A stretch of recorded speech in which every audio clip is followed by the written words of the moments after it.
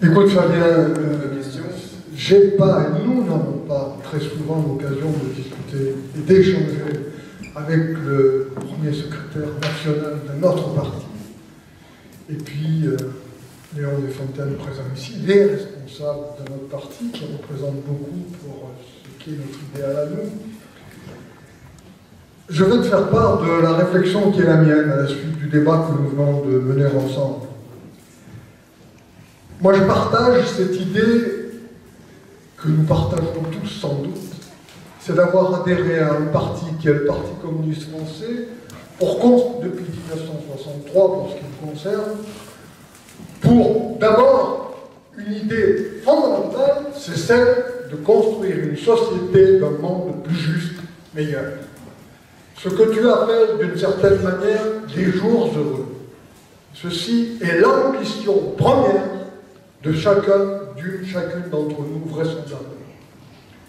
Et au travers de la discussion que nous venons d'avoir, je viens d'écouter une analyse parfaite de la situation que génère ce qu'est le capitalisme dans la société française.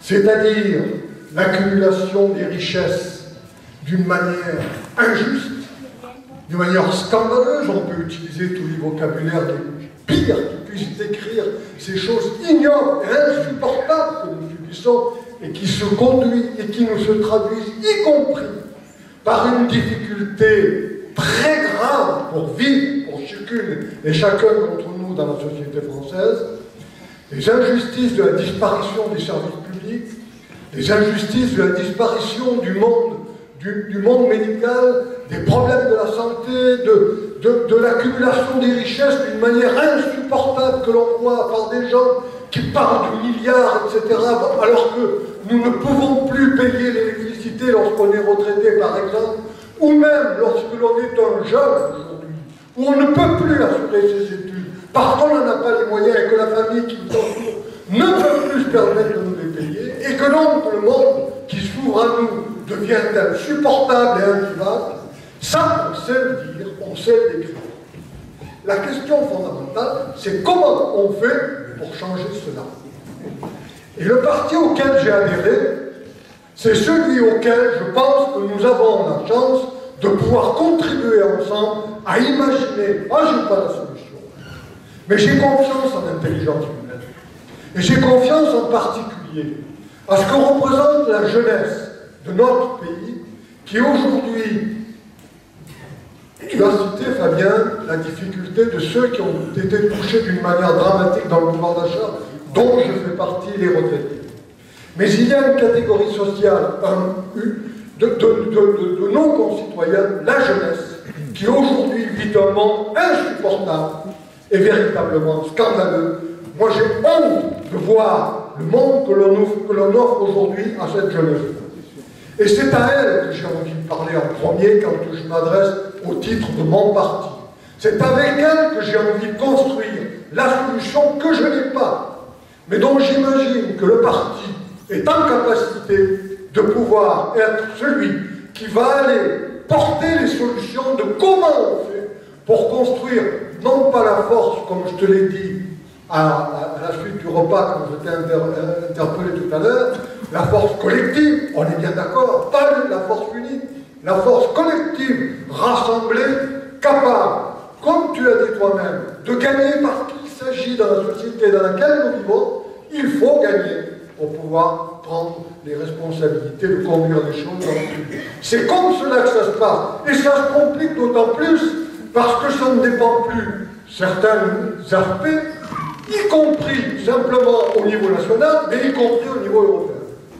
Et de plus, on s'aperçoit aussi aujourd'hui de cette difficulté qui est la nôtre. Nous avons des représentants du peuple qui sont dans les assemblées, et donc finalement, 49 fois, on décide, et puis terminé, et on passe, et on continue.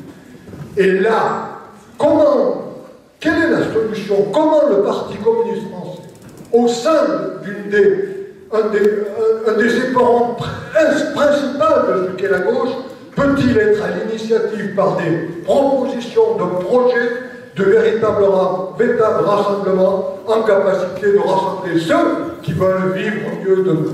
Voilà. Bon, si je résume, c'est comment on fait Comment on fait un peu la première question. Comment on fait? Mais d'abord, tu dis, on n'a pas la solution, on ne sait pas faire. Mais si.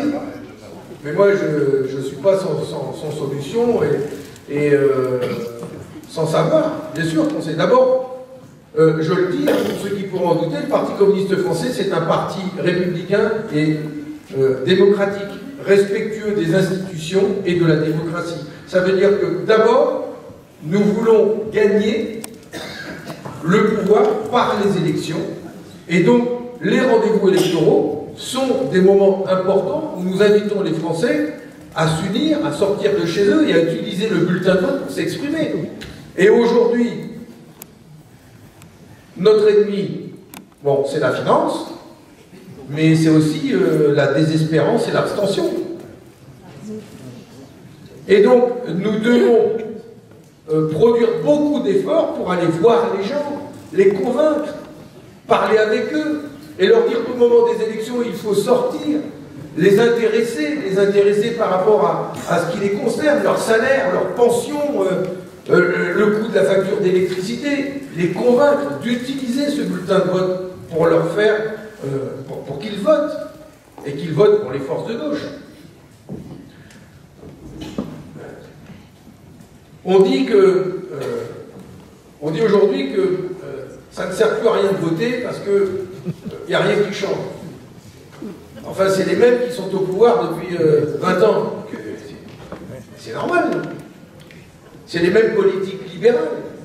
Et donc, il faut pouvoir expliquer aux gens que c'est contre cela qu'on doit se battre. Il y en a qui disent que ça ne va pas dans le pays, c'est à cause des immigrés. Et c'est à cause des étrangers. On en rend compte quand on parle pour les élections. C'est à cause des étrangers que ça ne va pas. Dehors les Arabes. J'entends ça. Fini d'accueillir ceux qui sont à Lampedusa et compagnie. C'est à cause d'eux que ça ne va pas. Mais il faut parler clairement aux Français. Si vous n'avez pas la ligne Paris-Limoges-Toulouse, c'est pas à cause des étrangers. Si vos hôpitaux fonctionnent mal, c'est pas à cause des étrangers. Si les enseignants sont mal payés, c'est pas à cause des Arabes. Mais il faut leur dire à nos compatriotes, à nos concitoyens, que de tout temps, l'étranger a été utilisé comme le bouc émissaire de tous les maux de la société. C'est bien pratique de taper dessus. Comme ça, on ne règle pas les problèmes. Ces arguments-là, il faut le dire. Et puis, il faut leur dire que l'extrême droite,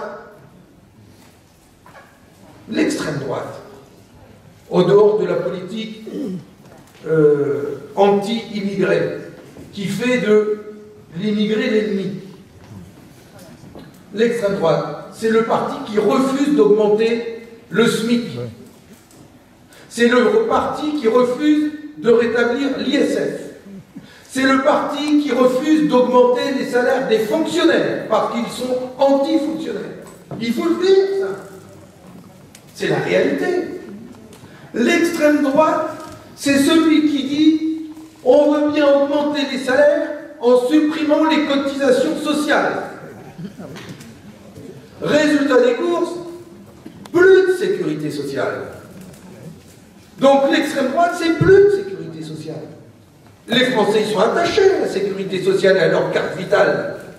Donc il faut le dire aux Français ce que c'est que l'extrême droite, en dehors de son discours sur l'immigration. C'est un parti qui n'augmente pas les salaires, qui ne rétablit pas l'ISF, et qui va tuer la sécurité sociale de notre pays et des politiques de protection sociale, de santé qui existent aujourd'hui. Et donc il faut parler vrai, pour que les élections redeviennent un moment de conquête démocratique. Enfin, comment on fait?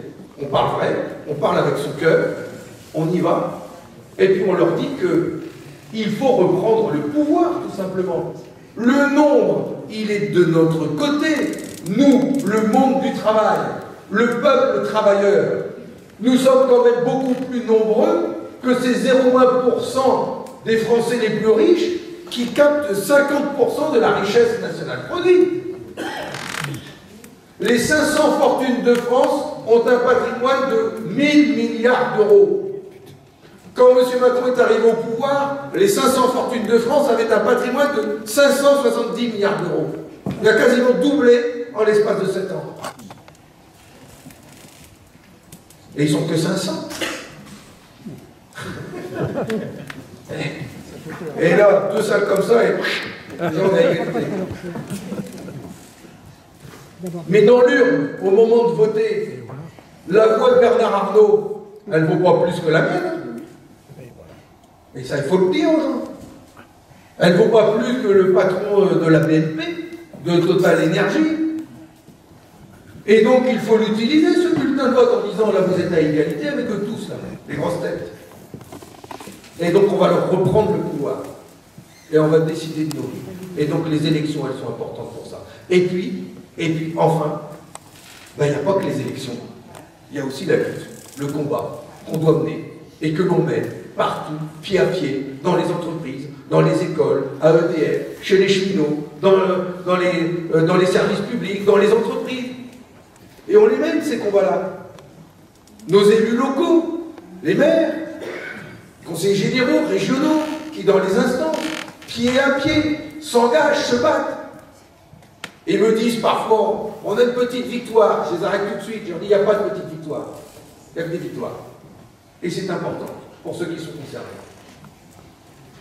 Et donc il faut les faire vivre, ces victoires, et montrer qu'elles sont utiles à chaque fois pour arracher, là, une augmentation de salaire. Les filles de Verbaudet chez moi, les filles de Verbaudet, vous en avez entendu parler, elles ont gagné 110 € d'augmentation de salaire, pas des primes, tous les mois, qui tombent dans l'escarcelle, quand elles sont payées au SMIC, à travailler debout, à faire des colis. C'est important. Il n'y a pas de petite victoire. Et donc, la lutte, elle sert aussi à ça, à montrer que nous sommes utiles, avec les syndicats, à leur côté, et dans le respect de nos différences. Alors c'est comme ça que l'on fait. On fait en étant sincère, en portant l'espoir, en disant que c'est possible, les richesses sont là, nous sommes le nombre, nous sommes la force, si on s'y met tous, on peut gagner et on peut faire en sorte que l'argent, on décide où il va et nous, on peut le mettre au service du développement humain, de l'être humain et de la planète. C'est ça notre combat et c'est ça les gens heureux.